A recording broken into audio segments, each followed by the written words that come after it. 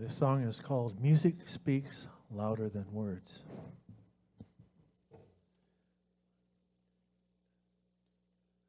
One, two, go.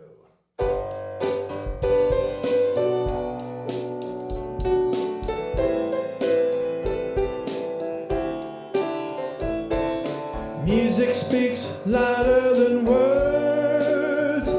It's the only thing that the whole world listens to. Music speaks louder than words. When you sing, people understand. Sometimes the love you feel inside gets lost between your heart and your mind, and the words aren't really saying the things you want them to. But then you hear in someone else's song what you were trying to say all along, and somehow with the magic of music the message comes through. Music speaks louder than words. It's the only thing that the whole world listens to.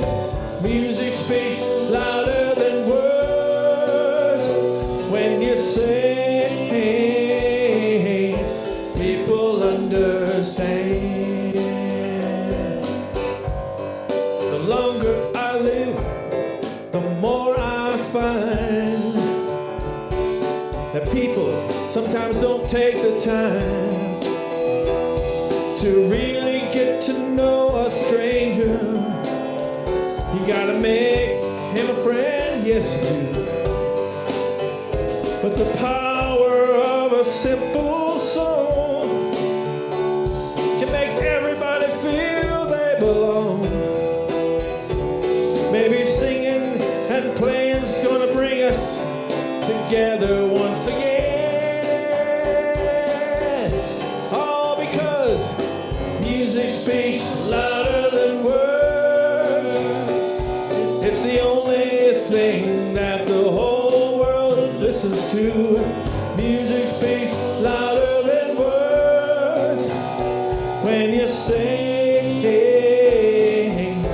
people understand. Yes, when you sing, people understand.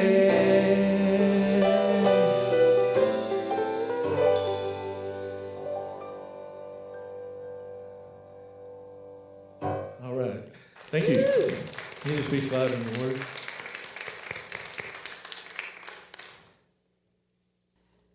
Thank you, Brian, Kent, and Todd. Great song. Yes. And I'd like to say good morning to those of you who have joined us since I looked. Dee, Renee, Andrea, Jim, and Belinda, Mary, Leo, and Kathleen. So glad you are with us. And I am so glad all of you in the room are with us today. We are going to continue our series based on the book, The Grandfather Stories, by author Trish Comer, who I'm going to invite up here in just a second. For those of you who were not here, the premise of the book, which is not published yet, so we're all getting a sneak peek at it and experiencing it. The premise of the book is, well, it's not a premise, it's the real thing. Trish received a download from a possible future. Stories from a figure that showed up as the grandfather, telling stories to his son about a world that can be. Imagine our world the way we want it to be, peace-filled, collaborative, supportive. All of the things that we desire to have manifest have happened. And she finally decided after many years that the time had come to share it with the world. And so I'm going to invite Trish up to tell us one of the stories from the book. Trish? I say thank you very much. A quick shout out to my friends, my family in the back there. Yay. Thank you very much for being Yes. here to support the work.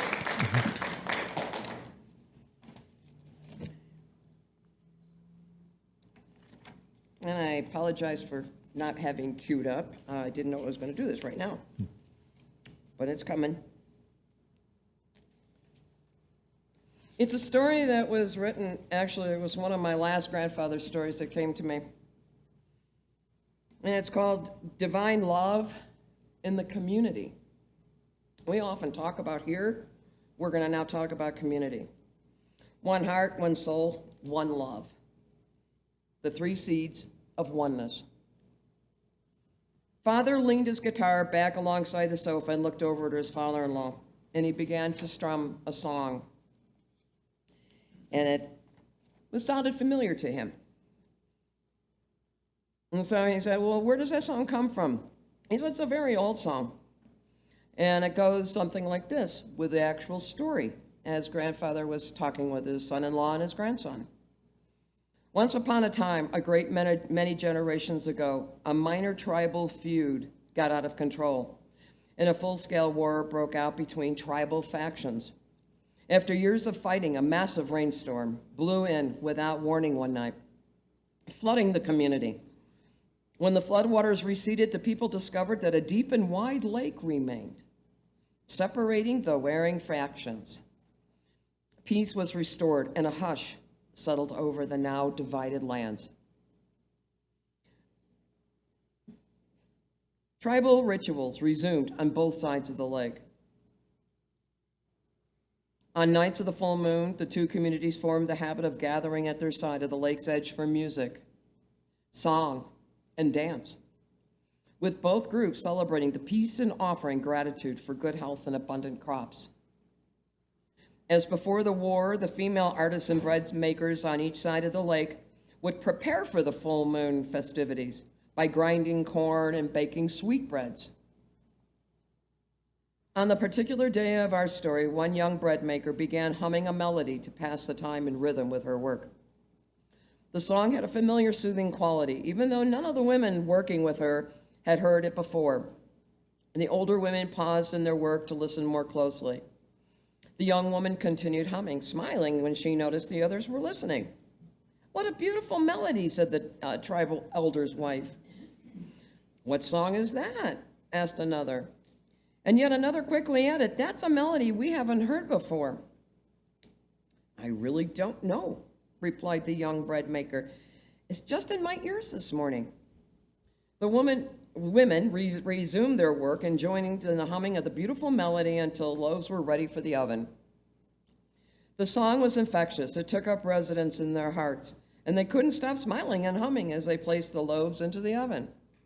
The tribal elder's wife suggested the young bread maker share the melody at their gathering that evening.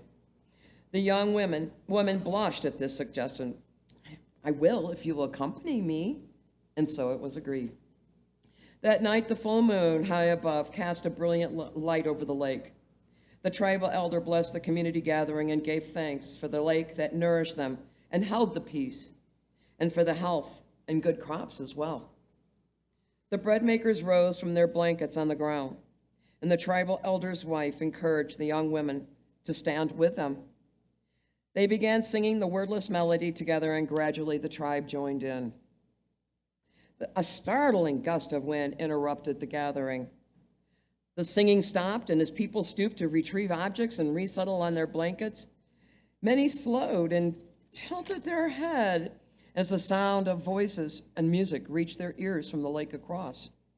The bread makers recognized the melody of their new song, but now with words just barely audible. The tribe resumed their wordless singing, but more boldly this time to be sure they would be heard. Their voices became accompaniment to the lyrics traveling from across the water. Both tribes now sang joyously from their hearts when a truly powerful gust of wind arrived to stir the lake, whipping its waters until they rose and swirled, and the entire lake blew upward into the clouds. The two tribes faced each other across what was now open land and greeted one another with song and warm embraces. Clans that had been separated for generations were reconnected and tears of joy flowed. The two tribal elders came face to face, one asking, "Can you remember why we were never to cross the great water?" His former rival smiled. "No, I can't.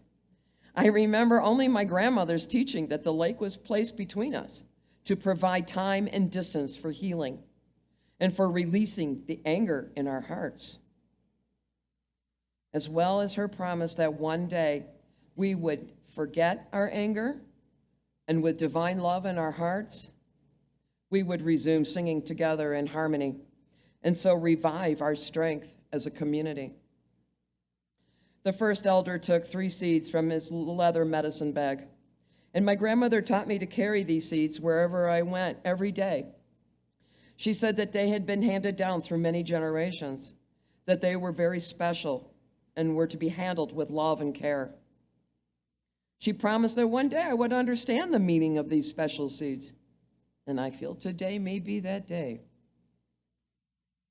My grandmother did the same, the second elder replied, and he took 3 different seeds that were very special from his leather medicine bag.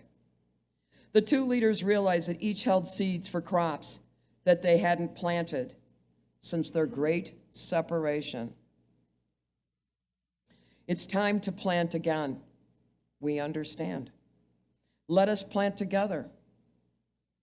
The first elder nodded and opened his hands. Yes, we shall plant together. We can remain here to support one another in times of need, to sing in harmony from our hearts, and to dance during times of plenty. Together, we shall create the richest melody. The end.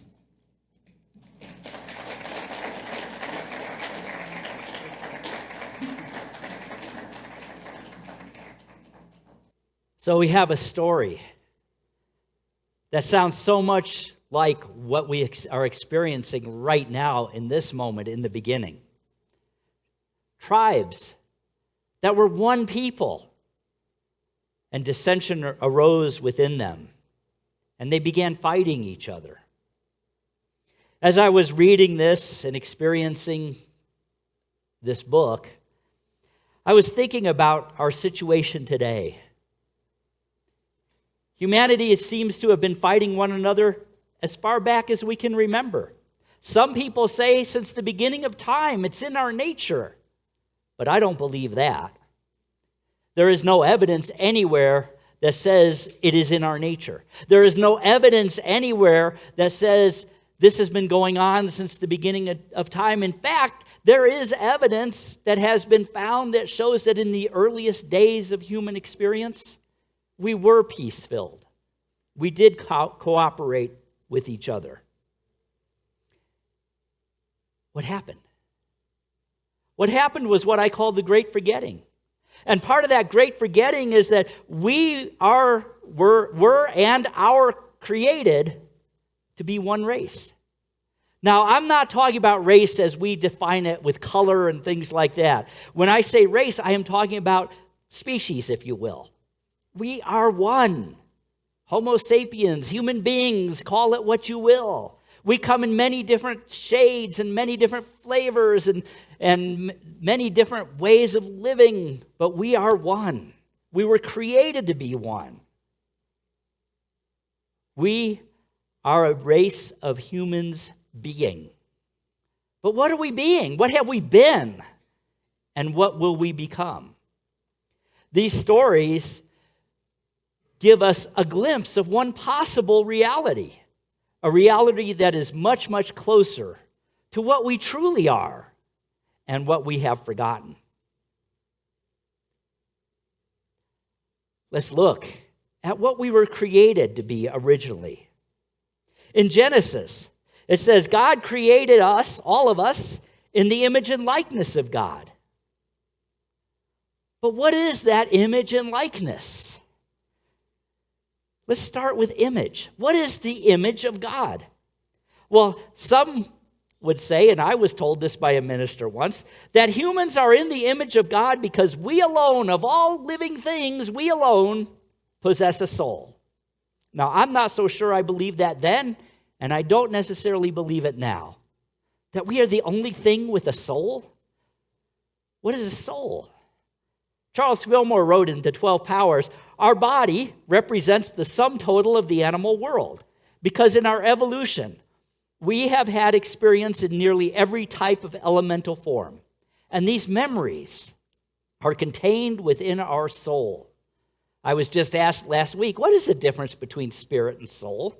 Well, soul is that part of us that contains the memories of all of our experiences. We are told we are eternal. We have life everlasting. And we think, well, that means I'm going to live forever into the future. But it also means we live forever into the past. And all of these memories are stored in our soul. And I truly believe that all living things, from us to our dogs and cats and plants and everything, contains some level of those memories. The sum total of the memories. How do we know this? Well, look at a houseplant. Our houseplants know how to grow. From the moment that seed is placed in the ground, it knows what to do and how to do it. Where did that come from? There must be a memory of some kind. A memory of how to accomplish photosynthesis, how to grow and regenerate. Animals have the same thing. We may call it cell memory. But regardless, as much as a cell has a memory too.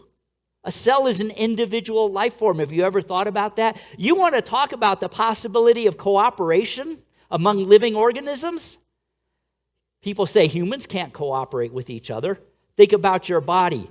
Trillions and trillions, I've heard estimates anywhere from 3 to 700 trillion cells, each with an individual consciousness, working together to be you, to form the vessel that you occupy and move through this life with.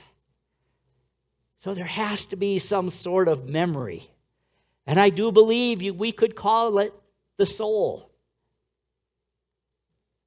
Charles Fillmore wrote on and said, it is true that through the soul we are in sympathy, which means alignment, with all nature, which includes all life, even the sun, the moon, and the stars. We are in alignment with that. But what happens? We forget.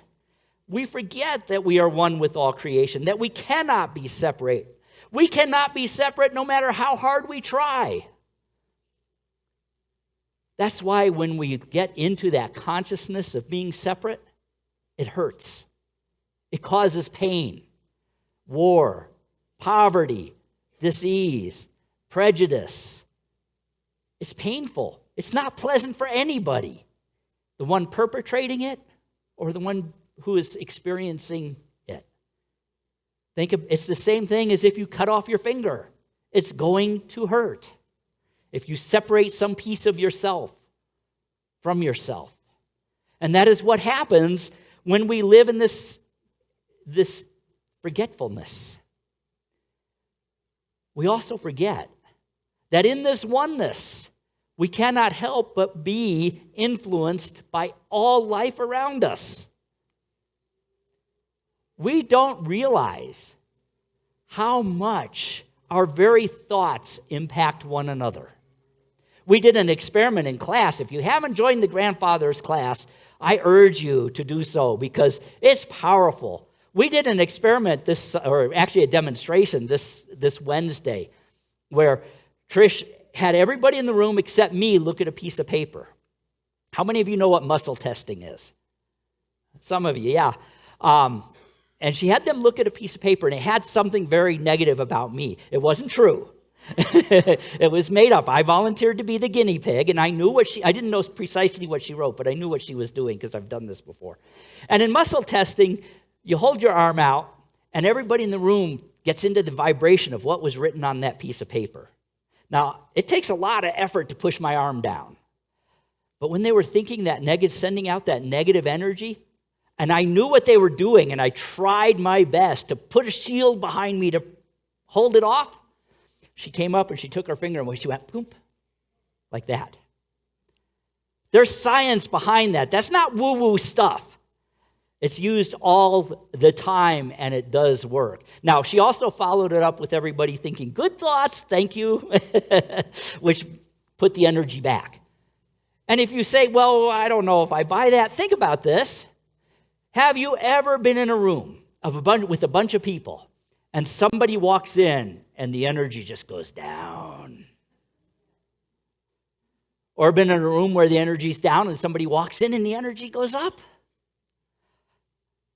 We give off energy, and that energy affects each other. It affects everybody around us, whether we know them or not. Try walking into a place someday, maybe Walmart or the grocery store or something, and just send really great energy to the most miserable person you see there. And just watch, don't say anything. Watch what happens. They may smile. You may see their head lift up a little and their eyes light up. And if you really don't want to do it that way, go home, and if you have a dog or a cat, send them good energy when they're sleeping, and all of a sudden they'll go. Do yours do that? Yes, because we are all connected. We are not these. This is the vessel we live in. We are energy. We are vibration. We are music. That's how connected we are. And it's been shown over and over again throughout history. Julius Caesar wrote in his account of being in England that Druid priests could walk out into the middle of a raging battle with arrows and spears flying back and forth and walk out between the two armies and just stand there, and it would cease. The British wrote about it happening in India, Brahmins walking out into the middle of a battle with bullets flying back and forth. And all of a sudden, both sides would just set their weapons down. It's all about energy. Yep. So what are we seeing? Where do we see this in the world? Where we see it? Look around. Look at our politics, our wars, our poverty. Why do we have those? It's because we have forgotten that we are one. We have forgotten that our very thoughts impact one another. It is because we believe we do not have connection and power. What has happened in our world for too many people for too long is they have forgotten that they have this power. They have forgotten that power, spiritual power we call it, because it's different from ego power, is something all human beings have. But when we forget that we have it, we start looking for it outside of ourselves. And sometimes when there's a gap and loss of power, somebody says, well, I have the power to fix everything for you. I have the power to make your life perfect. Only I can do this. And we give our power to them. I'm not talking about any one individual, but if you know of one, you can say that's the one. You know, as I was preparing this lesson, I was doing some research, and I came across perhaps one of the saddest articles from a Christian leader I have ever read, a modern Christian leader who's quite famous. I won't tell you who it is, but he wrote this. He said, personal power is bad. We have no personal power. The only power there is Jesus. That is not what Jesus taught. He said, you are the light of the world. Light is vibration, it's power. You are the salt of the earth, you. We have no personal power? And yet that's a common belief that is taught in many religions, including Christianity. But what happens then if you believe that and you've lost your faith in Jesus? I've talked to people who said, well, I had faith in Jesus and he didn't come and help me. What happens? You find somebody else to give your power to. It's not uncommon. Think about what probably started the conflict between the two tribes in the story. I promise you it was one thing. Somebody or somebodies felt powerless. That's what always starts it. Somebody feels like they have no power, no control, no gift to share with the world. and it creates division. That's why we see so much division in our culture today, because there are groups of people who feel disempowered, who have forgotten who they are and what they have.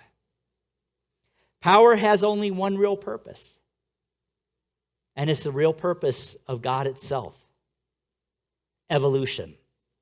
We are created to evolve, to grow, to expand. Think about the universe. We know it is expanding. Everything in it is expanding. Why not us? Everything in it is evolving. Why not us? Because we have forgotten. So what about that part then, if that's the image of God, one of spiritual power? What about the likeness of God? I remember growing up and asking my minister, what does it mean to look like God, to be like God? And even at a very young age, I was thinking, well, look at all the different people, different colors, different ways of living, different loves, different life experiences. How can we all look like God? And now in our church, we had the Zeus god, with the beard and all of that, the Northern European god. And I asked my minister, what does it mean to be like God? And he said, well, we all kind of look like God. We have 2 arms, 2 legs, 2 eyes, 2 ears, 1 mouth. That didn't work for me in those days. It doesn't work for me now. And yet there's other answers. God is a hominid. God is white. God looks like us. God has all the personalities that we have: love, joy, hate, anger, judgment. Now we know that's not God. That's describing an old, archaic idea of a God. So to be in the likeness of God means to be like God. That is what the word means. To have all of the attributes we normally assign to God on, of course, a smaller level. I'm not able to create a universe yet, are you? But I create mine. I create my world of experiences by how I interpret them. And I do create through the energy of God. And really, the only way we are like God then is what I said before. God's nature is loving evolution, evolving in love. So if the soul then contains all the memories, the soul must be progressive. It must meet and overcome its limitations. And what are those limitations? Those limitations are the memories of past events, the memories of old beliefs that hold us back, not merely on the conscious level, but on the soul level as well. Some might call that karma, but it's more than that. Karma is simply the law of cause and effect, whereas soul memory holds ideas and beliefs that have served us at one time, but no longer do. Every belief we have at some point in our evolution history, and by ours I mean humanity's, at some point served us. But we grew past it, and yet we still hold on to all of this. And once we can see that and work with it, we begin to become aware of a new song. A song that calls to us to evolve and to grow, and even more importantly, to come into alignment with the rest of creation. Soul evolution means the bringing forth of divine ideas in the consciousness, our consciousness, and by so doing, in the consciousness of the entire human race. It's interesting that the story involved bread makers. I don't know if you knew this, but bread metaphysically represents substance. What are these bread makers doing? They're becoming aware of their personal power to create a new reality out of substance, divine substance. What is substance? Substance is nothing more than unformed energy. We know physics tells us that everything is energy, and we give it form by the thoughts we think and then the actions we take from those thoughts. Energy creates this podium, this platform, the chair you're sitting in, the words I speak, the faces you see, the feelings you feel. Everything may be shaped and molded by whatever we hold in our consciousness and then manifest as material forms or as energetic experiences, peace, love, healing. Charles Fillmore wrote, "Through thinking, we form thought patterns we call belief. These thought patterns or beliefs gather substance and mold it with thought energy, which eventually causes the substances to congeal into matter or form." That's pure physics. So the bread makers in our story had probably forgotten the old facts about each other. The facts that that part of the tribe was all wrong. They didn't live like us. We're the right ones. And of course, they're over there going, well, that faction over there is all wrong. We're the right ones. But over time, the water cleansed all that away. The symbology of the lake cleansed that away. And once that was gone, once the old judgments were let go of, the separation was washed away, blown away, and the substance was made into a new form. When we tune in to new frequencies of energy, which is what music is. I love that song. It fits so perfectly, which is what music is. When we tune into that frequency and we allow it to flow from us and among us, we create a new harmony, a new song. That's the nature of the universe. Have you ever thought about the word universe? We're part of the universe. It's not out there. We're part of it. But have you ever thought about that word? If you break it down, one, verse, as in music or a poem. One song, one poem. And when they're put together, there is only one harmony, one song. A song which aligns all people, fills the soul memory with the energy of oneness, and creates love. One heart, one mind, one love. We need not wait for some far-off descendants to finally figure this out. We can create that consciousness right here and right now. Even the ancients knew this. There was a musician many centuries ago named David who wrote this: "Let us sing a song of ascension. Behold, how good and pleasant it is when we dwell in unity." Ascension, rising up in consciousness. So let us begin singing a new song of love, of respect, of oneness, for there is only one creation, and we are it. Aho.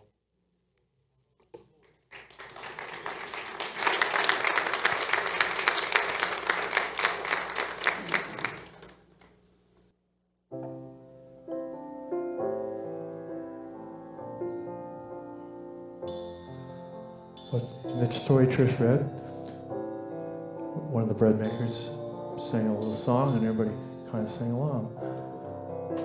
She hummed it. I'm going to say do because it's easier than humming. It goes like this.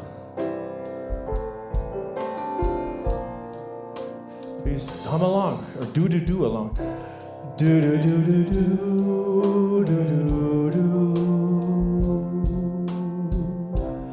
Do do do do do do do do do do do do do do do do do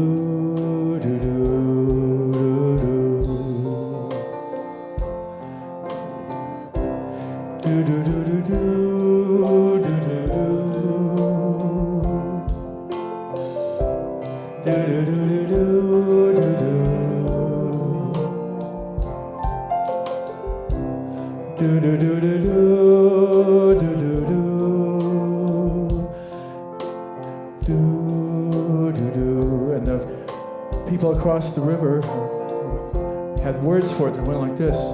There are 3 seeds of oneness. We carry them all our lives, handed down for generations. 3 sparks of the divine. There are 3 seeds of oneness. Our grandparents were very wise. In the light of love, we're home. We have a grandparent inside. One heart, one soul, one love. Music heals and harmonizes. One dream of unity. Let us all sing in harmony. We sow the seeds of love wherever we go. We sow the seeds of love wherever we go. We sow the seeds of love wherever we go. We sow the seeds of love wherever we go. So shall we reap what we sow. Ryan, let's hear some guitar. Can you feel it? Can you feel it? Can you feel it? Can you feel it? Can you feel it? Can you feel it? Let us sing in harmony. Sow the seeds of love. Sow the seeds of love wherever we go. We sow the seeds of love wherever we go. We sow the seeds of love wherever we go. As we reap, so shall we sow. One heart, one soul, one love, one love. Music heals and harmonizes. One dream of unity. Let us sing in harmony.